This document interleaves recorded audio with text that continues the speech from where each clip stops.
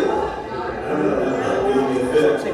We're going to show you people who's coming in late all the time, and we're starting on time. 10:30. Let's all get on our feet. Say it on. Clap your hands.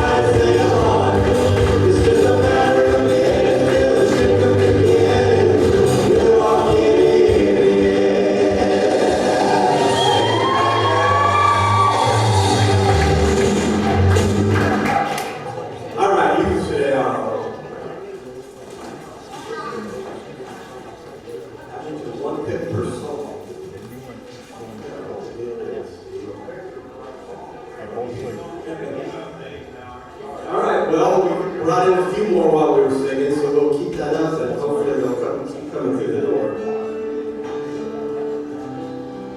I want to talk to you briefly. We did start Wednesdays this past week. We had a great time. I think we nearly blew the windows out of the building. It was rather loud in here, but we had a lot of fun. We'll probably, for those of you that were here Wednesday and you still can't hear, we're going to try to adjust that a little bit. We had a very enthusiastic drummer that was here. Jesse was not here, but someone else was. And it went great, but it was a little loud. We're working on that. Anyway, I want to thank everybody that came this past Wednesday. This week, we start our regular Wednesday schedule, so listen carefully. We do have classes for the kids. We don't have a nursery. Unless somebody steps up and tells Luann that you will do nursery on Wednesday night. And that is doable right now as long as we're not using that room out there. Anyway, we do have 2 adult classes. Jen will lead a class back in the kids' big room back there, barn, and over in my office, Marlon and Steve will lead a smaller class, smaller because there's way less room, so only a few people can get in. So adults, you have 2 classes to pick from. Cross-Cup will be in here, and we do have 3 classes for the kids up through 5th grade. And so this is different than the Zoo program. It's not the same lessons. It's altogether different. We call it Kids on Wednesday night. The Zoo is Sunday morning, which is much more involved. But the work people that come Wednesdays, Julie and Bunny and Vicky and Cynthia and I think Kathy, and we really probably need one more. But we'll have full classes for you all the groups. So, any questions about that? Good morning.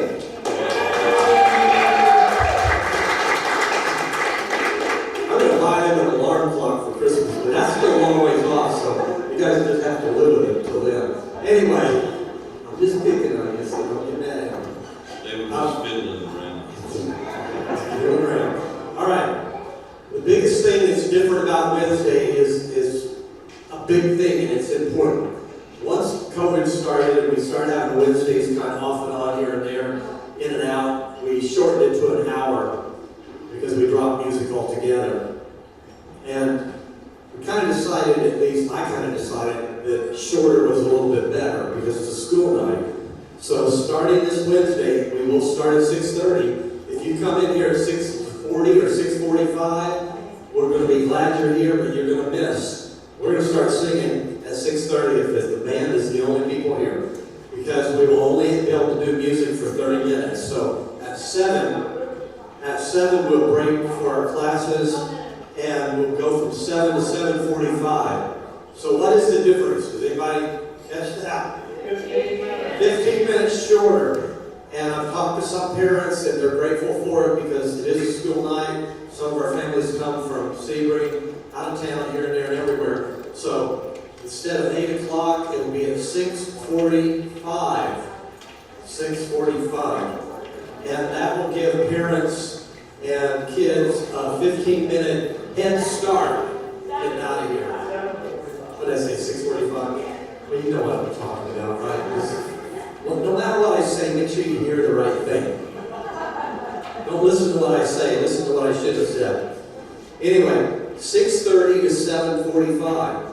So again, being here on time will mean a whole lot to everybody, because it's really tough to start these songs off at the beginning when we're trying to be really rowdy and everybody's coming in 10 minutes late. So I'm not going to pick on you, but just get it in your head. We start at 6:20.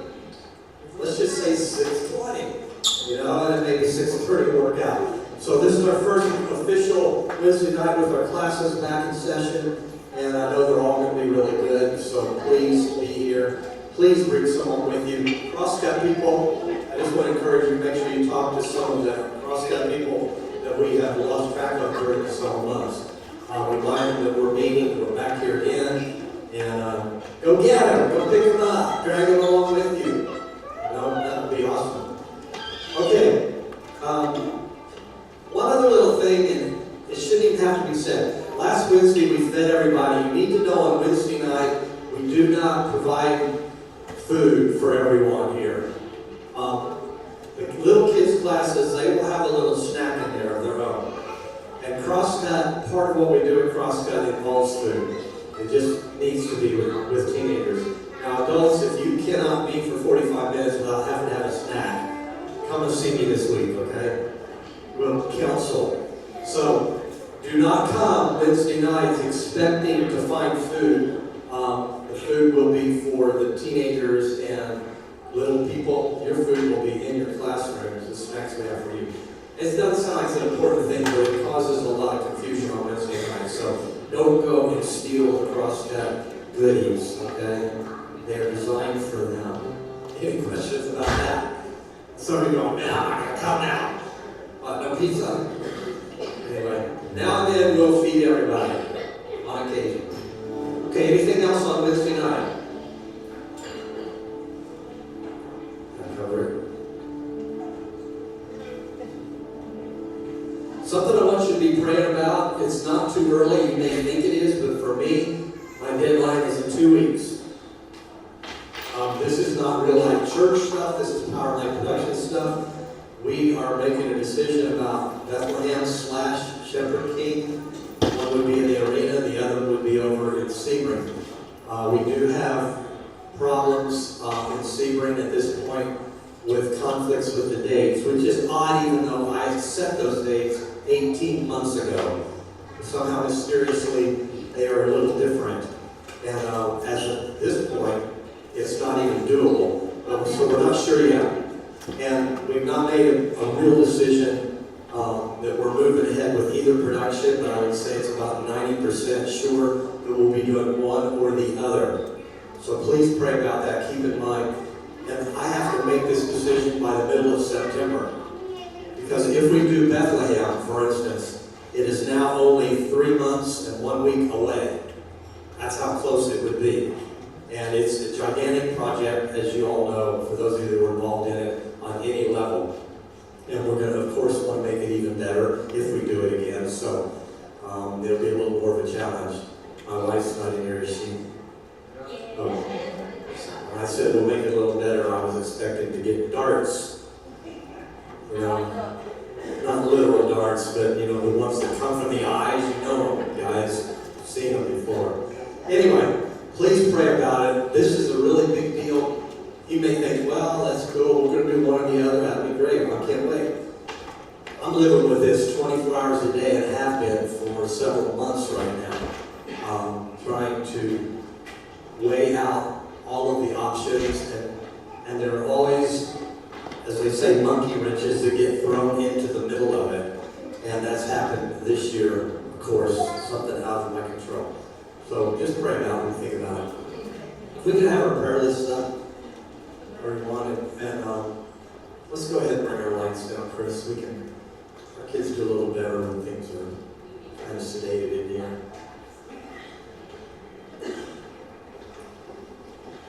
Okay, please listen. Kids, you're doing really, really well. Just listen carefully. I did actually have some communication with Carrie this morning. I know some of you have been probably trying to text her.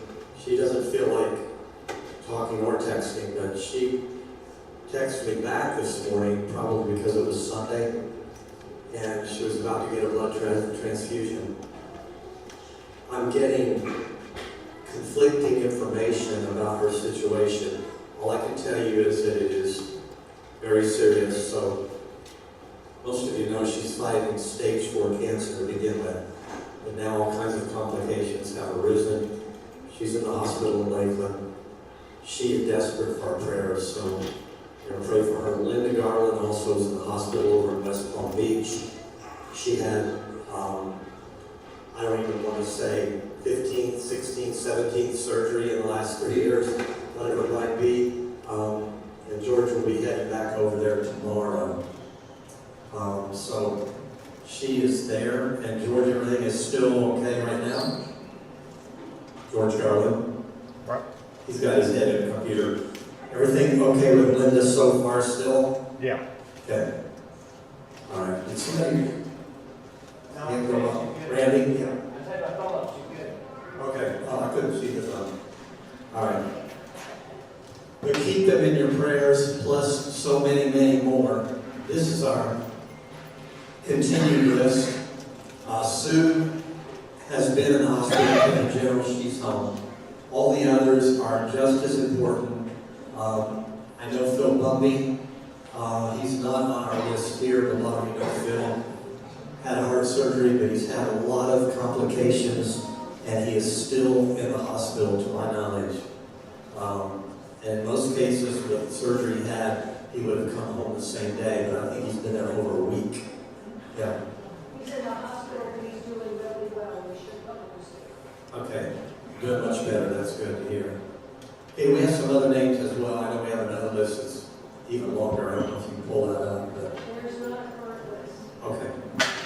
Okay. You have people to be praying for, I know that. And while we sing and worship, we just want to encourage you. Talk to God about these people.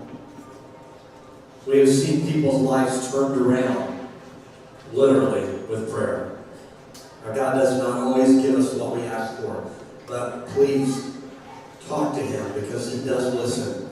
And we will not receive if we don't ask. Don't demand from God, but ask Him humbly and gently, as a child who loves their father. While we worship during this next song, I should invite you to have communion. If you're not normally here, then you may not have seen the communion packets that are on the table in the back. If you would like, while we're singing, just go on back and get one. Everybody's kind of on their own as far as taking communion. I do want to mention to the parents, please listen to me carefully. It needs to be said. It's your choice what you do about your kids having communion. I'm going to share my opinion. That's all it is. That's all it is. I think it's best for kids to wait to have communion once they've made an actual decision to accept Jesus. which is typically followed by baptism. In most churches, you never take communion until you're baptized, but we're not all about rules here, but I don't think it's wrong for your kids to take it, but you need to be sure they really know what it is, and it's not just a novelty, just a little treat, something that's fun to do. Because when that happens, it takes away from it for them down the road later, I think. So pray about it. It's not something just to let all the kids take part in because it's fun. So, and you're not being reprimanded or corrected. I don't know who does or doesn't. I don't watch. And nobody said anything to me. It's just something that I felt like I wanted to share with you and do every now and then.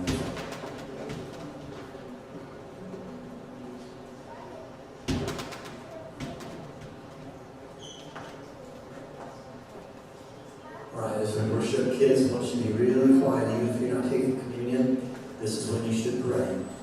Because God listens to you too. Don't think because you're kids, your prayers don't matter. In fact, there's a lot of times where I've asked little kids to pray when I really needed somebody to get through. Because Jesus said, unless you become like a child. So that's very important. Holy water.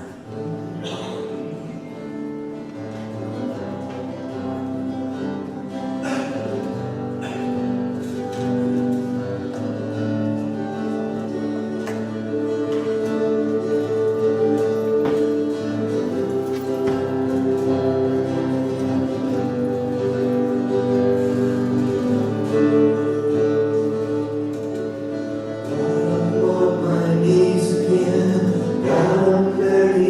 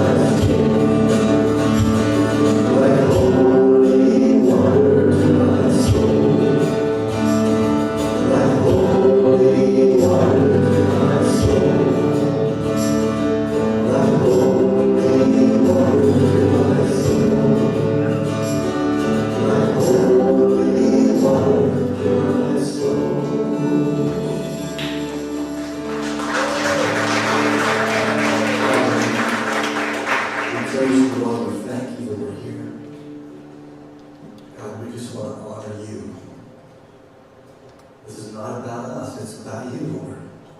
And I mean, we're involved, we're affected, Lord. When we honor you, when we praise you, when we seek you, it seems like we get all the blessings, Lord. It just comes back to us.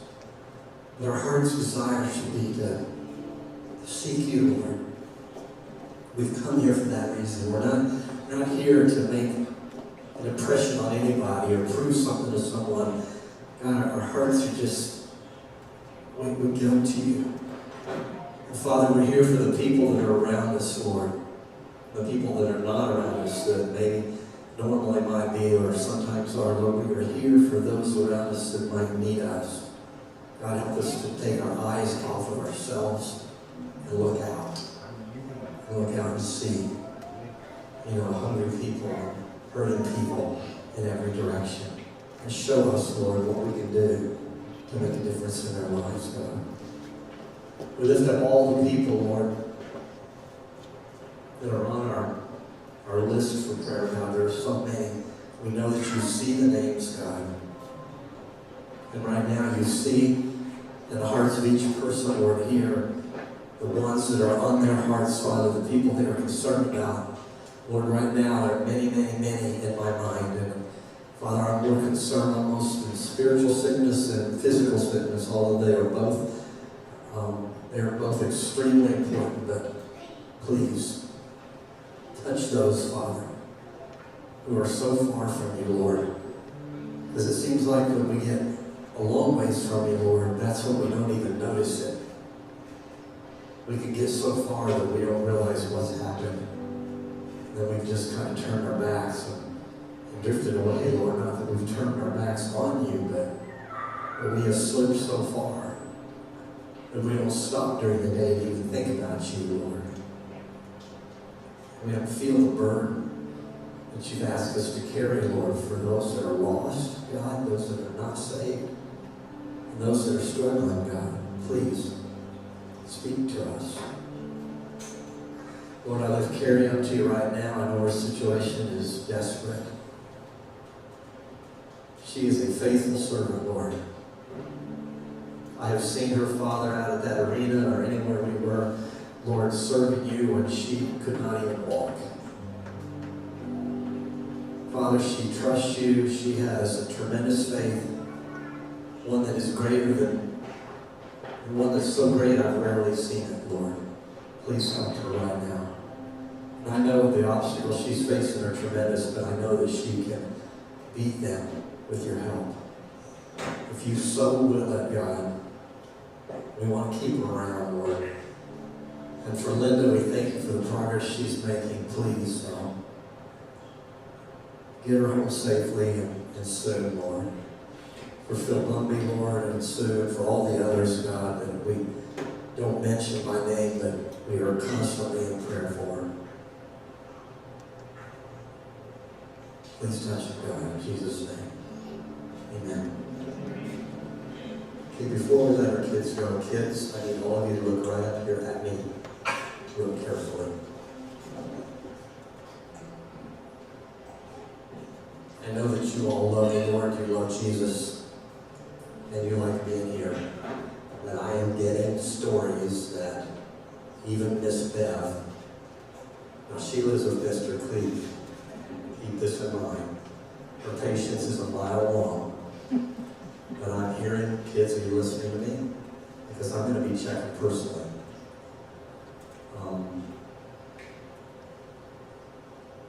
When I was growing up, we didn't have children's church, junior church. I sat and listened to the sermon every week from the time I was a baby. And sat there, and if I moved, my mom smacked me. And I always had a tie that was real tight, not like this one here. Because I wear this one to be, because I want to wear it. But we had our suits and ties on. We sat there like perfect little soldiers most of the time. It's a privilege for you to be able to have your own class and classes and the things that we do. You need to listen to Miss Beth and Miss Diana, whoever's doing the teaching. Then you need to listen to your trainers in the other rooms when you're going through the discussion. And I'm hearing that you're not doing that, and it's disappointing. So parents, I'm talking to you too. I don't know any specifics, so I have no names. I'm just being told the entire class is like a herd of wild critters. Maybe we shouldn't call it the zoo. Maybe we should. Kids, I know you're going to do better. That's what God expects from you. And we make it fun. I know we do. I happen to know that. It's not like that everywhere. And you still learn. So you can go at this time, and we're going to see something totally different today, Miss Beth. So we'll be looking for a report.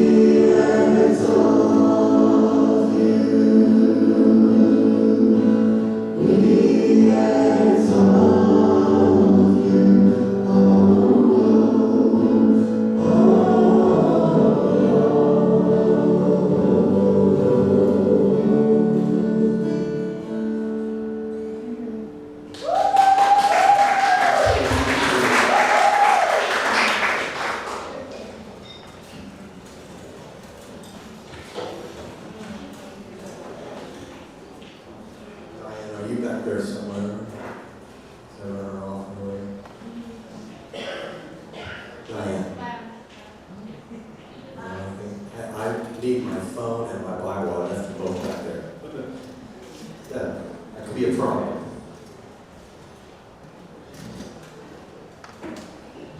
I'm not expecting a phone call, but there's something on my phone I need to read. You got your water? I think I'll take water too. I've had 3 weeks of this weird respiratory stuff. It's getting better. And now that we're singing Wednesdays and Sundays, my voice is not all kinds of Bibles to pick from. I'll take the large letter edition, thank you. I'm going to read it from the screen anyway. I just like to have a Bible close by. This one's got something extra stuff to it. Give me 1 second.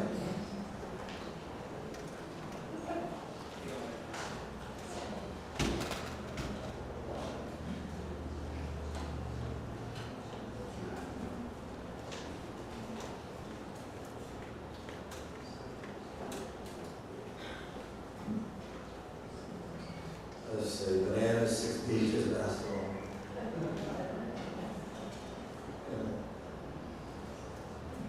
I have so many things in here that I either want to use today or another day. I don't get rid of them until I know I'm finished. I'll make sure I'm somewhere close. You have a parrot in here? Or? Let's pray. Lord, we just ask for your direction today. God, you know this, I've struggled this week. I would like to preach unless I have something I think you gave me. I can always say something, Lord. Yeah, Lord, you know I traveled down 3 different roads this week. I finally picked A instead of B and C. God, I'm trusting you. These are the things that people need to hear today. And I just pray that you would open our hearts. Because this really isn't from me, God. I may be the one up here talking, but Lord, we pray these messages come from you. And they come through different people, Lord. They come through songs and prayers and just the smiles on people's faces, Lord. The words said, the hands shaken, and the hugs, and the preaching, Lord. We trust you. I don't know where everybody is today. I mean, I know a lot of people are not here, but I'm talking about where we all are spiritually, emotionally this morning. We've all come from different homes, Lord, different circumstances, different families, different kids, parents, Lord, and we bring with us stuff.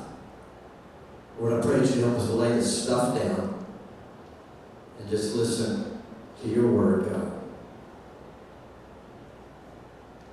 And that you would, Lord, do something in our lives today, God, that would make a difference and help us to know why we got up and why we came here today. We thank you, Lord, in Jesus' name. Amen.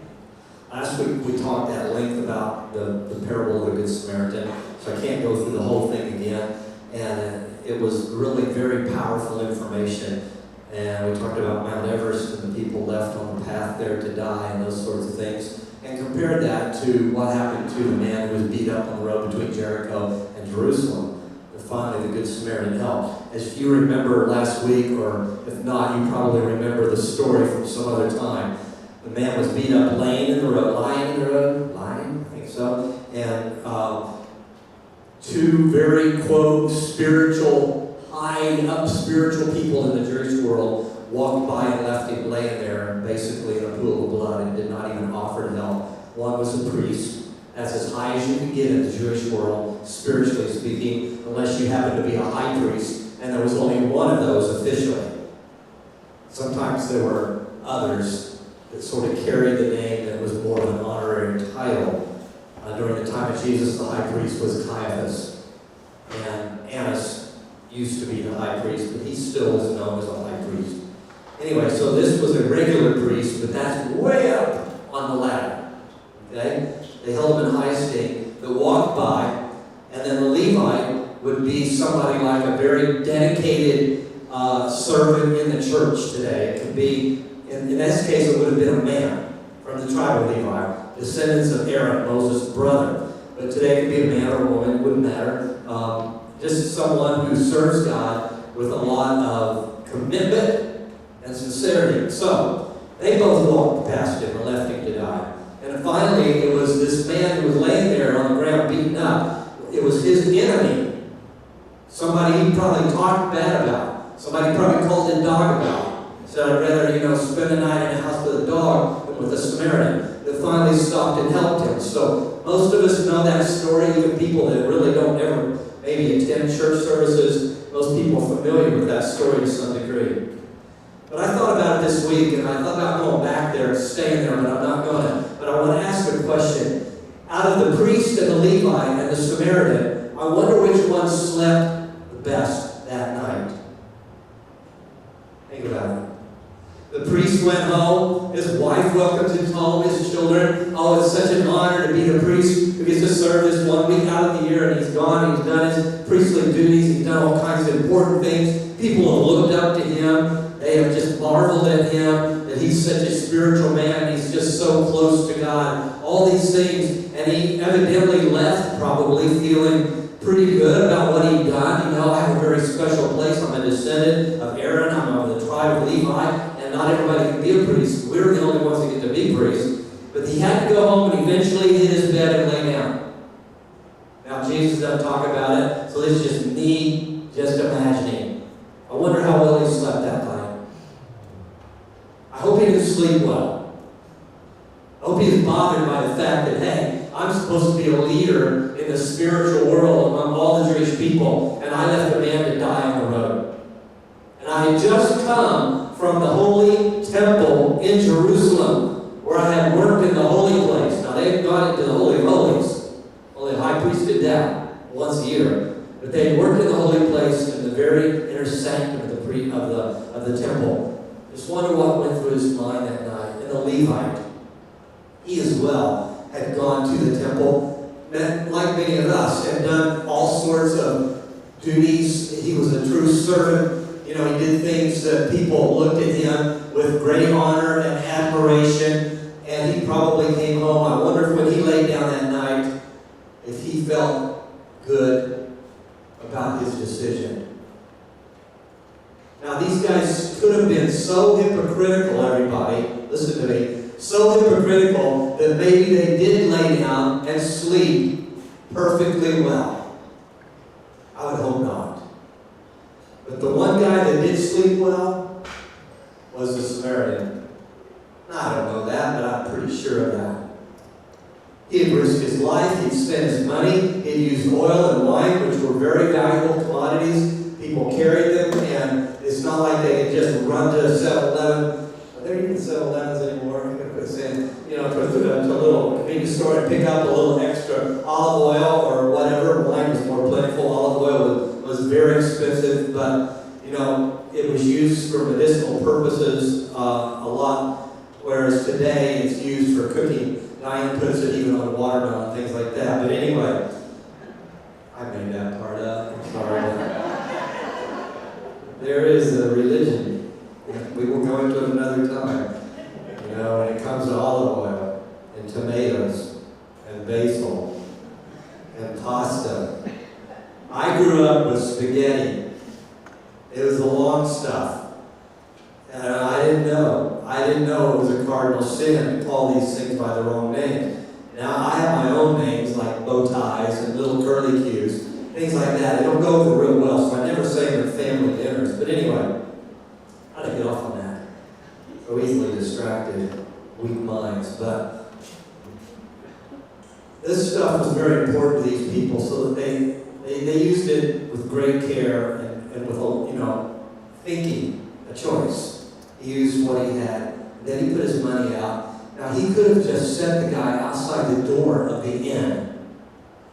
Kind of a motel, basically, for travelers. And hoped that, I brought him to a safe place. He's not out there in the road dying. Somebody will probably help him. No. He said, look, will you take care of him? And he paid the guy. So he paid for his room, and and he paid for his care, so he would feed him and treat him as much as he medically could. But he went even further. He said, I'm leaving, but I'll be coming back through here, and I'll pay you anything more that I owe you. Wow.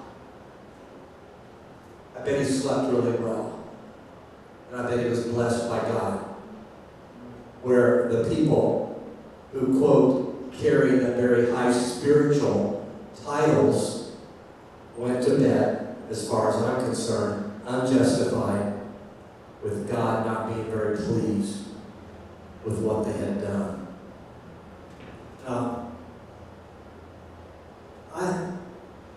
I think that most of us want, especially one thing in life, and that's happiness. Now, a lot of us realize that happiness comes through Jesus Christ. Happiness comes through family and friends and things that we do, and places we go, things that we learn, experiences that we have. But and we know by our own Constitution and Declaration of Independence that the pursuit of happiness is supposed to be basically a God-given right. Now, not every country has that written into their governmental documents, the things that govern their lives, but our country does.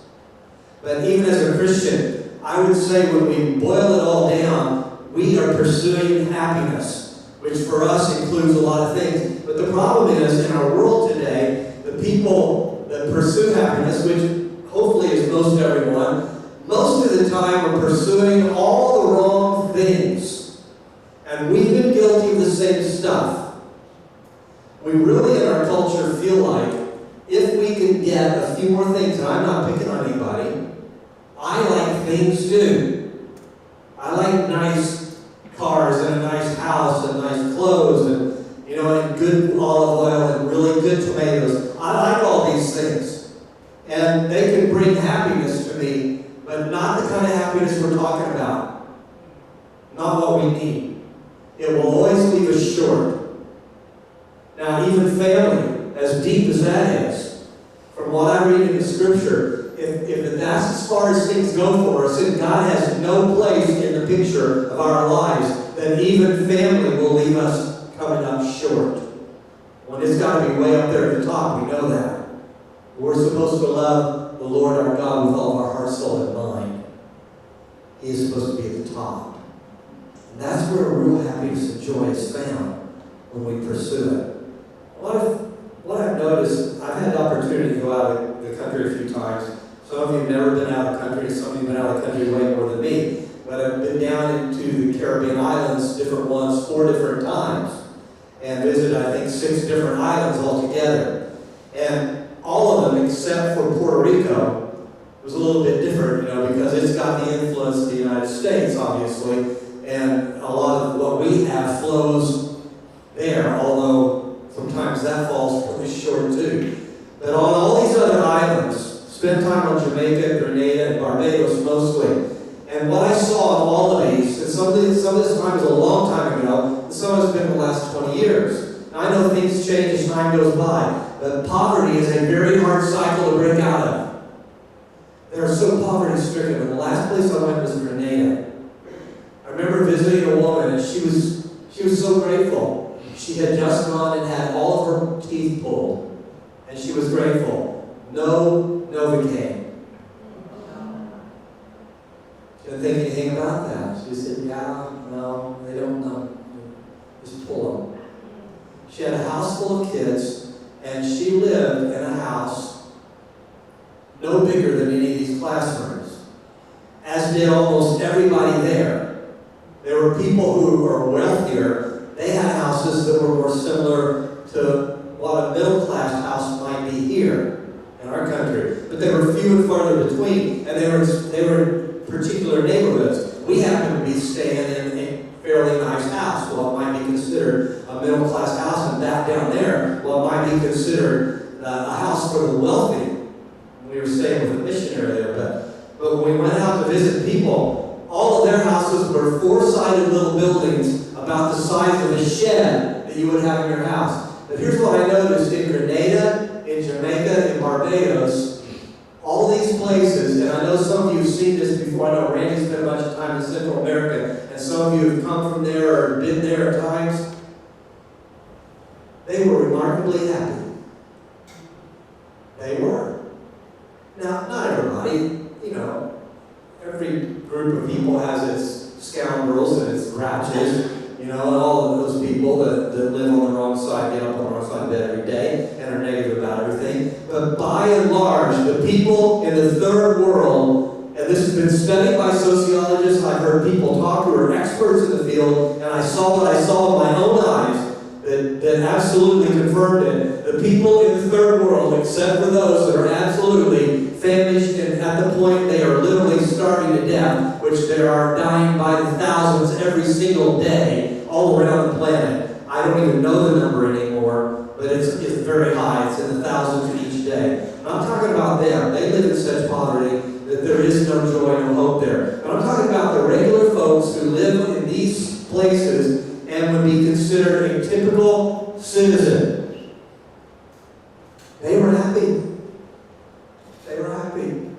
I remember we went to Barbados and we were going on a youth trip. I didn't really know what that meant. I found out what that meant was a bus with no windows. Well, I mean openings, but no windows. Wouldn't matter anyway. There was certainly no air conditioning in any of the buses that were there.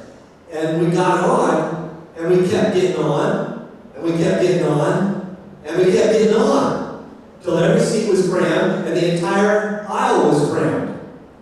And then people were getting into the stairways of the bus and hanging on. And we drove that way about 2 hours, and it was a very warm tropical day. These kids were just beside themselves. They sang the entire way. I remember thinking, wow, we are so spoiled back here. We're a bunch of babies. We'd be crying because the air conditioning wasn't working and because we didn't get a seat. Now, all of you have ridden, if you've been to Disney World, you know what it's like to get stuck standing in the aisle. But those things are all air conditioned, and it's that way in every city, whether you're on a subway or on a bus. But down there, no, none of these things. There was no air conditioning except in very, very few places. I imagine there's a little more than there used to be. But I remember listening to some of the older high school guys talk. Well, I wonder, what do these guys do? How do they have fun? They were very happy, first of all. These are 17, 18, 19-year-old guys, whatever. And they said, of course, they speak English. This was Barbados in this particular case. And you could barely understand what they were saying. It took me all summer to be able to really fully understand. And they were speaking English, but just sounded a whole lot different. And I'd like to give you an example, but I would butcher it. But the big thing for them was on Saturday night, they went into Bridgetown, which is the only city on the island, and it is the capital, and they would go to Kentucky Fried Chicken. Kentucky Fried Chicken. I could clearly tell what they were saying. They would save whatever money they could, and any Saturday night they had enough money, that's where they would go. They would have to take more than one bus to get there, and that made their week complete.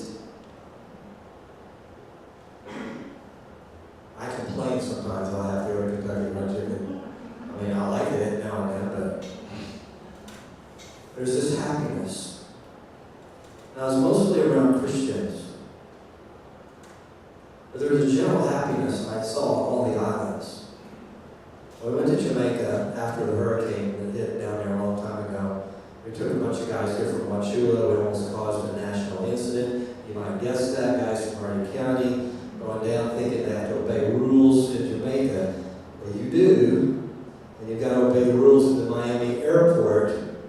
Or you end up getting strip searched and locked up. I won't go into any details. Wasn't me.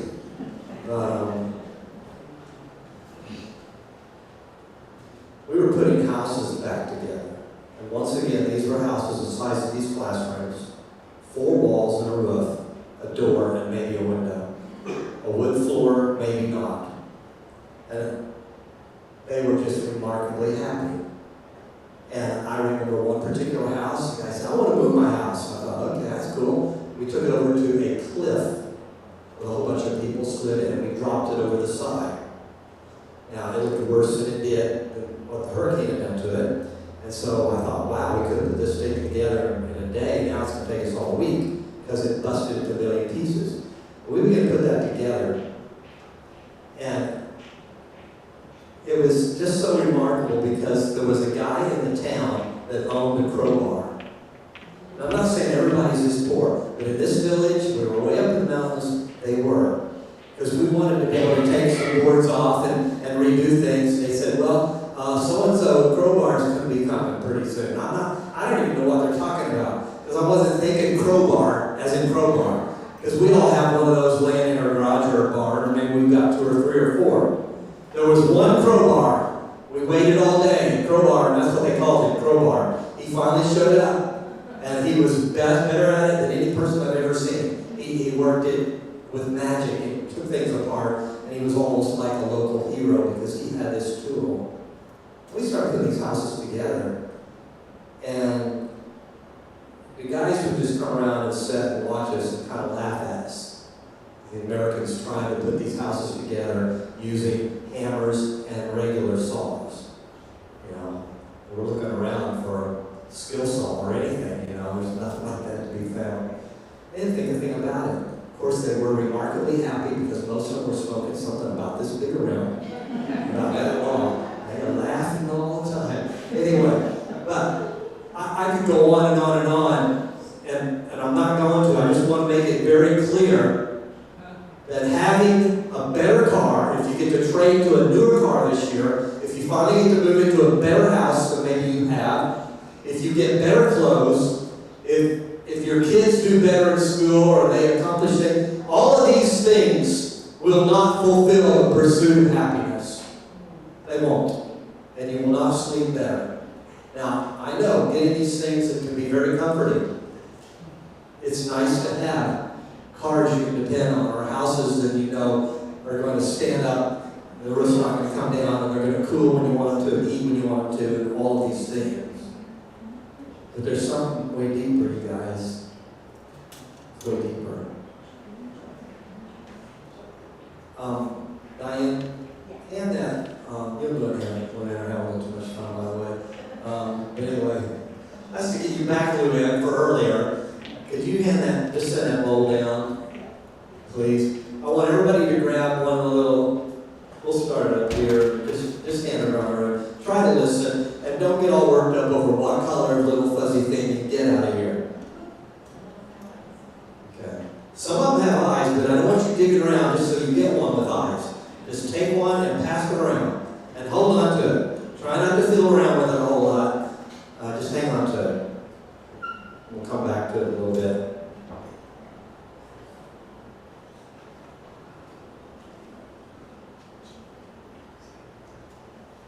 There's actually a story. It's an old story called Warm Fuzzies.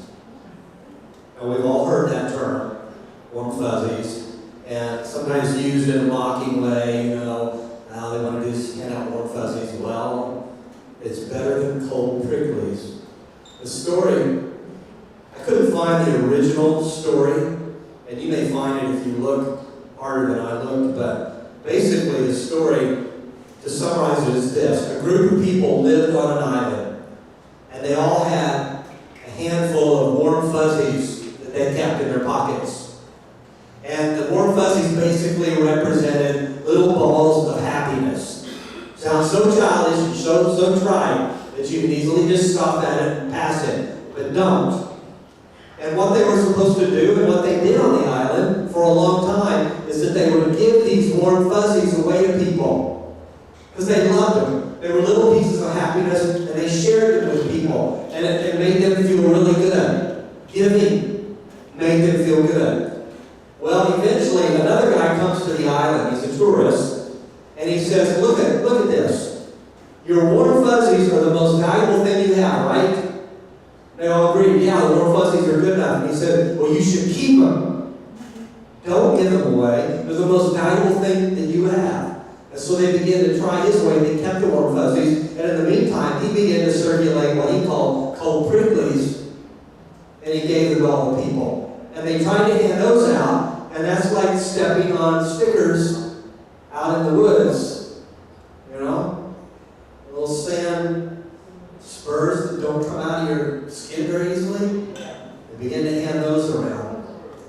As the story continues to go, a young person comes to the island that has been away. When they come back, they find out what has happened. Nobody's giving their warm fuzzies away. They're keeping them in their pockets, but instead they're handing out cold pricklies, and nobody's happy around here anymore. This used to be the happiest island in the make-believe ocean. Well, this person convinced them to get rid of the cold pricklies. I don't know if they drowned that guy. I can't remember. And they began to hand out the warm fuzzies. I didn't even look, and I got one with eyes. Cross-eyed, but eyes nevertheless. Now think about it, people. Listen. This is so simple that you can let it slide by. But it's profoundly important. I grew up pretty poor. I've told you that. My kids used to say, Daddy, Daddy, tell us poor stories. They like to hear them. Like, I used to eat bread sandwiches, and it was 3 slices of bread. And I thought it was fun. I liked it. I made it up. I made up bread sandwiches. I'm sure somebody else had done it, but and I won't go on. You know, there just wasn't ever money. What money there was, we never got it. We never got an allowance, and so we just couldn't come by money. We didn't steal. I don't ever remember stealing a nickel. I wasn't a perfect kid by any stretch of the imagination, but I didn't steal money. But every now and then, my dad would give us a little bit of change. Somebody else, sometimes other people would try to give us money. But we were very strictly taught, and some of you who are my age will relate to this. If anybody tried to give us money, I'm not talking about a stranger, I'm talking about a relative, we would always say no. Oh, I hated that. This is crazy. I don't have a job, I don't get an allowance. If I wasn't giving me money, I'm supposed to say no because it's the right thing to do. Well, yeah. Anyway, we would eventually get a little money. I remember one year I had collected enough change, and back then everybody wore suits and ties in church, as I told you. Even all of us kids had a suit, even though we really didn't have much money, but we had that suit because we couldn't go to church without it. And my dad always had cufflinks, and I would always take the little boxes off of him. And then like the little boxes that snap closed and shut. And that year I decided I was going to buy Christmas presents. I'd never done that before. I was probably about 10 or 11, and I saved money all year. And it just sounds like I'm not looking for pity at all. I got a point to make here. I used to love Christmas because my parents wouldn't go all out because there just wasn't money to do that. You know, if I wanted the $50 electric train, I was going to get the $99 electric train. And I did, and I still have it on my shelf at home. And it was $9.99 in the Sears catalog. I remember looking at it. My cousin got the $50 one. But anyway, his put out smoke and went backwards. Mine just went round and round. Usually fell off the tracks. But I was so happy to have it. I kept it, and I still have it to this day displayed. But that year I had saved somewhere in the neighborhood of $3. I don't know how I got it, just from my parents tossing a nickel or a dime every now and then my way. I remember going to the store for the first time in my entire life and buying Christmas presents. Now, $3 was more than that, or it is today, but the only thing it would buy were 2 cents of cheap pens, ink pens. And they were actually supposed to be gifts because they were like little gift boxes. But I couldn't buy enough of them for everybody I wanted to give to, so I had to buy them and break them apart. And we had boxes around the house, so I got big boxes and get a big box and give my brother a box that looked like maybe he had a model car in there, or something really cool. And what it was one little cheap pen, about like a big pen you get today. But I'll tell you back, listen, I can tell you almost what I received every Christmas of my life as a child, because I have almost all of those things on a shelf at home. I'm sure where that comes from, except probably from being dirt poor. But when I think back on Christmases, that's the one that stands out. Even though I was a kid who didn't get most of the things I wanted, the time I was able to give something to somebody, that's the one I remember. Now you've all heard it, it's more blessed to give than receive. This is not a Christmas message, and this is not just about that. This is the question I want to ask you. We live in a really cold world. fact, I want to read two scriptures. Let's look at the one in Timothy first. I think Alicia, not Chris, is not here now. I know there's somebody way better looking than normally is there. Yeah, that's Alicia. Okay. Paul says this to Timothy. Mark this. In other words, you can take this to the bank. You can count on this. There will be terrible times in the last days. This isn't a sermon about that, but this is, remember the last days? People always say things to me, like, especially when we went through COVID and all stuff, we go, we must be in the last days. Now, anybody that's really been a serious student of the Bible know that the last days began when? When Jesus left after the resurrection. The last days, the last period of time in human history began. Could we be in the last of the last days? Possibly. Are we in the last of the last days? I don't know. Can't really tell. But the things I read here that Paul told Timothy will happen toward the end of time, they look pretty familiar to me. People will be lovers of themselves, lovers of money, boastful, proud, abusive, disobedient to parents, ungrateful, unholy. It's getting scary. Without love, unforgiving, slanderous, without self-control, brutal, not lovers of good. Treacherous, rash, conceited, lovers of pleasure rather than lovers of God. And that's where I'm stopping on that. If a couple of those don't jump out at you as things you see in our world today, then your eyes are closed. You may say, well, that stuff's always been with us. Yes, during the days of Noah, guys, no matter how bad you think it is right now, it was worse during the time of Noah, because the Bible said it was so bad, God decided to wipe out the entire human race, separate people. And he said, when it gets like it was in the days of Noah, get ready. Jesus is coming back. That's why I know it's not as bad as it's been before. But in modern history, in our days, let's just say over the last 100 years, which we can't all remember that, but we have generations that go back into that in our families, we have seen this stuff run rampant. And we see it around every corner. One more scripture. Jesus said this. Matthew 4:24, Because of the increase of wickedness, these are the words I want you to remember. The love of most, and some translators say that should say the love of many. So, is there a difference in many and most? I guess a little bit. So let's just soften it. Let's just say it means the love of many will grow cold. Many is more than half. Many. Most. Love will grow cold. Kind of like the island of warm fuzzies. When the cold pricklies replaced the warm fuzzies. I'm going to tell you about a Jewish man named Yaakov. Lived in Crown Point. I'm not sure where that was. The story didn't. There's a Crown Point, Indiana. I'm pretty sure he wasn't there because he wouldn't have ended up in Auschwitz from there, obviously. It had to be that may be where he lived when he wrote the story. As he wrote about his own life, he wrote this. I'm going to tell you why I am alive today.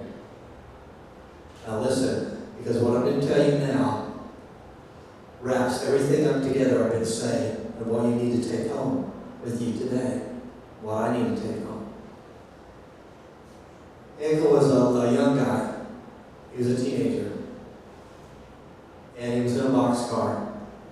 And if you've ever even been just to the museum in Tampa, if it's still there, they have one of the actual boxcars. They're smaller than the boxcars we see today. But essentially the same kind of thing. A square, rectangular box on wheels with a door on the side. Basically for hauling cattle, animals, or merchandise. Well, the Nazis used them to haul people as they cleared out one town after another, after running the Jews into ghettos, they called them, and eventually gathering them up. It was kind of a progressive taking of these people's lives. The last straw was loading them in boxcars and taking them to various concentration camps. Yankel went to Auschwitz. He was in a boxcar. The boxcars were crammed to capacity. No room. Maybe everybody sat down, maybe they couldn't even sit down, maybe there was someone more on their feet. There was no room. They couldn't do anything about going to the bathroom, they didn't have anything to eat. If they had any personal things with them, they may have been sitting on their little suitcase or something, all these things were going to be taken from them anyway the moment they got off the train.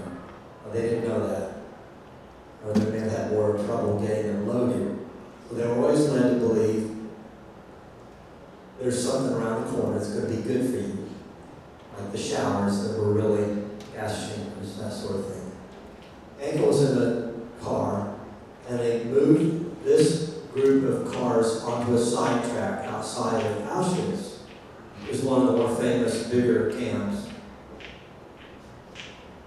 And as they often did, would leave them set there overnight in the dead of winter, sometimes for days. No food, no water. That car set just one night. The temperatures were sub-freezing, way down. It gets cold in Poland, in Europe and those parts. And he saw an old man that he recognized from his own town. Because they would gather them up, so a lot of times they were with their own neighbors when they were taken. And the guy, he said he didn't look like he normally did. He was some sort of businessman, but he didn't say what he did. And he was just literally shivering.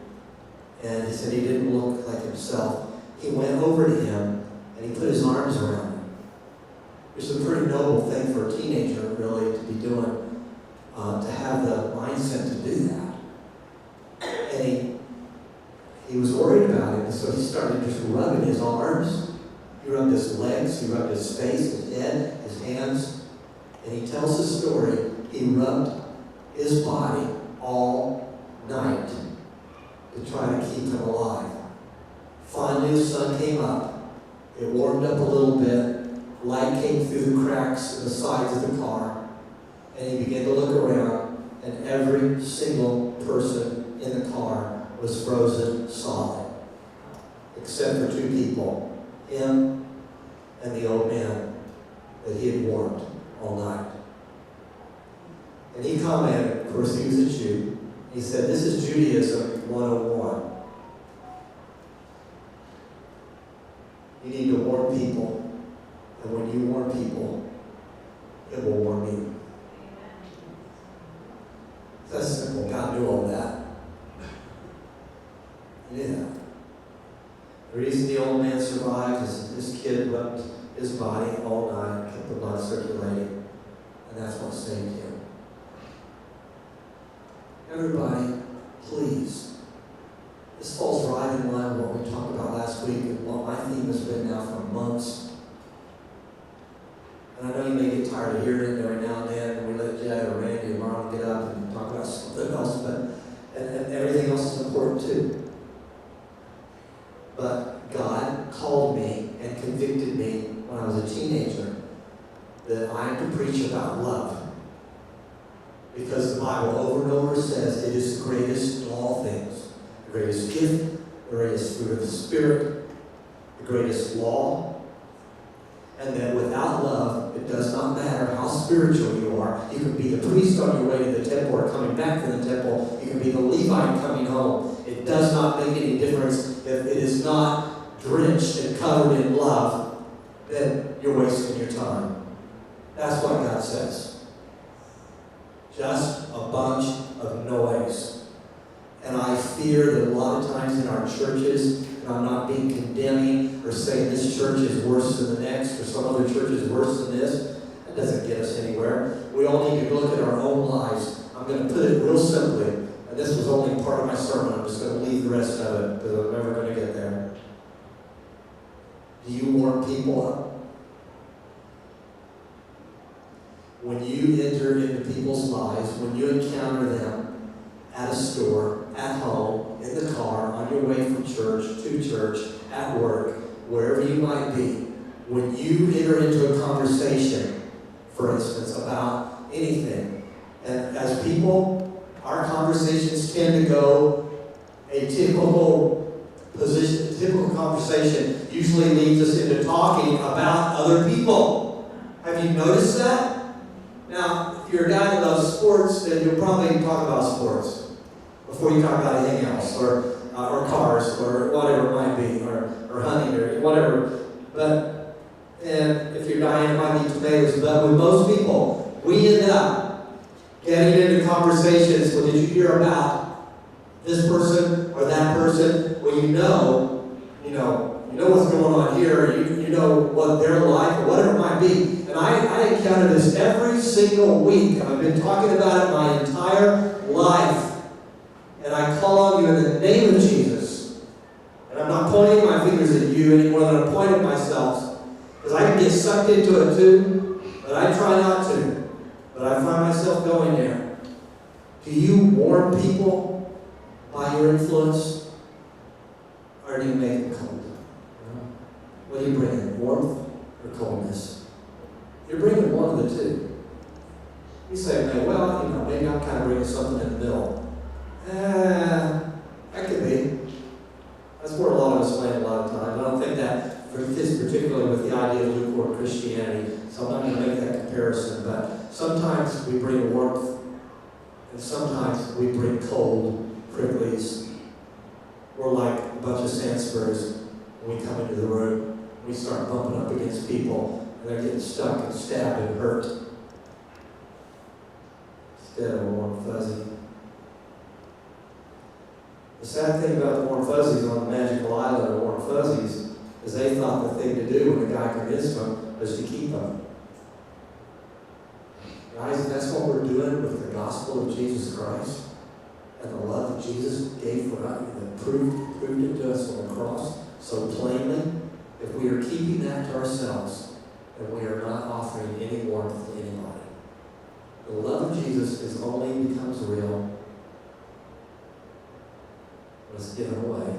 When it's real, it's there. And some people find it without the help of others. But most people, the Bible says, how can they believe on somebody they've not heard? And how can they hear without preaching? That doesn't mean a guy like me that stands there with a microphone. That's everybody.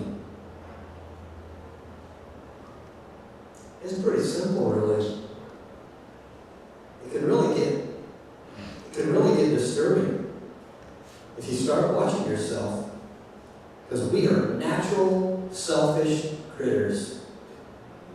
I won't ask you to raise your hand, but if you're circling Walmart, and let's say you're circling somewhere in Magic Kingdom, or you're circling at the Ellington Mall, where you cannot find a parking place within, 50 blocks of this mall, that never seems to have anything you're looking for, but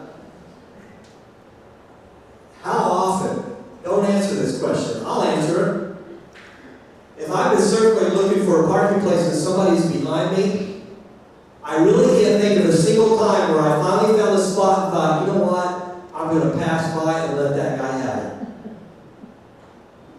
Maybe you do that. If you do, God bless you. You have got more warm fuzzies, than the average person. I'm not saying we're wicked and evil people because we do that. We all just want to find a parking place, go in, buy what we need, and get out of there. Unless we're there to shop. And that's only half of the human race, for the most part. The other half is there to conquer, hunt, find what they need, and get back to the car. I don't know what else to do but to give that as the perfect example of what we are.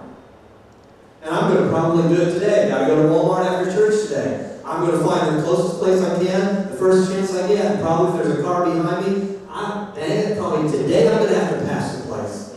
I'll never be able to live with myself if I don't. Now, I don't think it's a sin. I don't think the Catholic Church has it listed as a venial or cardinal sin, either one, if you don't give a parking place to the poor guy behind you. But isn't it a kind of a comical, simple commentary on human nature? We come out screaming. We come out of the womb screaming, demanding everything. And that's natural. God created it that way. There's not a more selfish, I don't mean this in an evil way, but a self-centered human than a very brand new one. For good reason.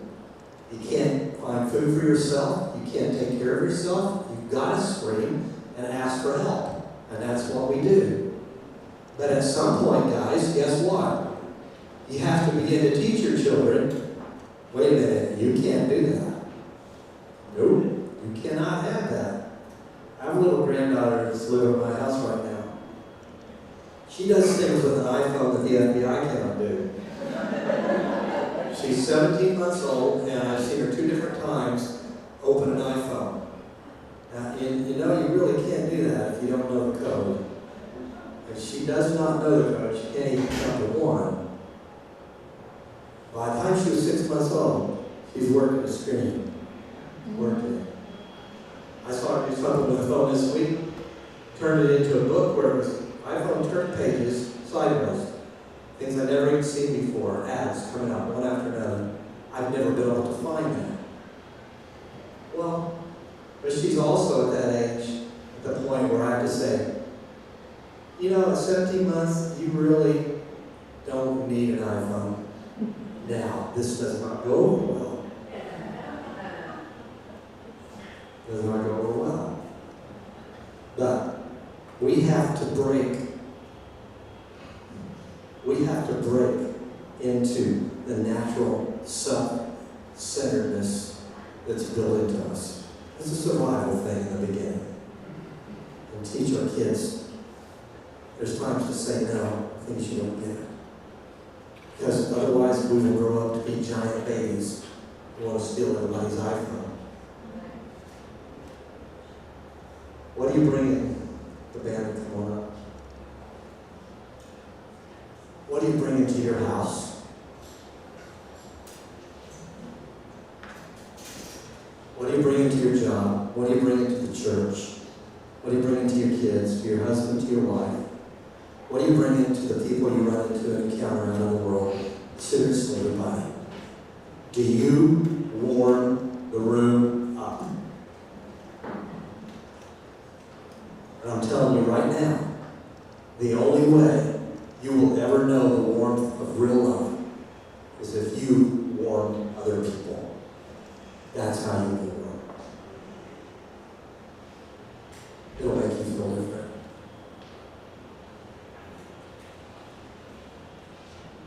It could go on like that for a long time, so I'm not going to.